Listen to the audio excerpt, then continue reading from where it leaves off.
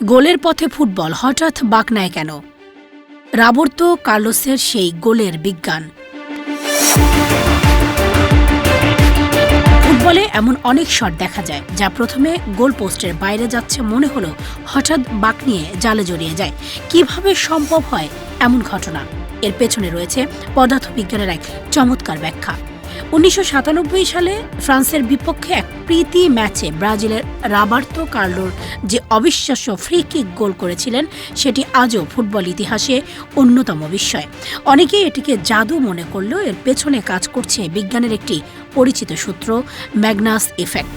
যখন কোনো ফুটবল ঘূর্ণন নিয়ে বাতাসে এগিয়ে যায় তখন বলের দুই পাশে বাতাসের চাপ সমান থাকে না বলে এক পাশের বাতাসের প্রবাহ বেশি হয়ে অন্য পাশে কম, ফলে সৃষ্টি হয় চাপের পার্থক্য। এই চাপের পার্থক্য বলকে তার স্বাভাবিক সরল পথ থেকে সরিয়ে বাঁকা পথে এগিয়ে যেতে বাধ্য করে। তাই দেখা যায় বলটি প্রথমে বাইরে যাচ্ছে মনে হলো শেষ মুহূর্তে গোল পোস্টের দিকেই মোড় নেয়। বিশেষজ্ঞদের মতে শুধু জোরে শট মারলেই হয় না, সঠিক কোন পায়ের স্পর্শ এবং বলের ঘূর্ণন নিয়ন্ত্রণের দক্ষতাই এমন বাঁকানো শটের মূল রহস্য। ফুটবল ছাড়াও টেনিস, গলফ এবং ভলিবলের মতো খেলাও এই ম্যাগনাস ইফেক্ট দেখা যায়। তাই পরের বার কোনো দুর্দান্ত বাঁকানো ফ্রি কিক দেখলে মনে রাখবেন এটা শুধু খেলোয়াড়ের কোনো দক্ষতা নয়, পদার্থবিজ্ঞানের এক অসাধারণ প্রদর্শনী।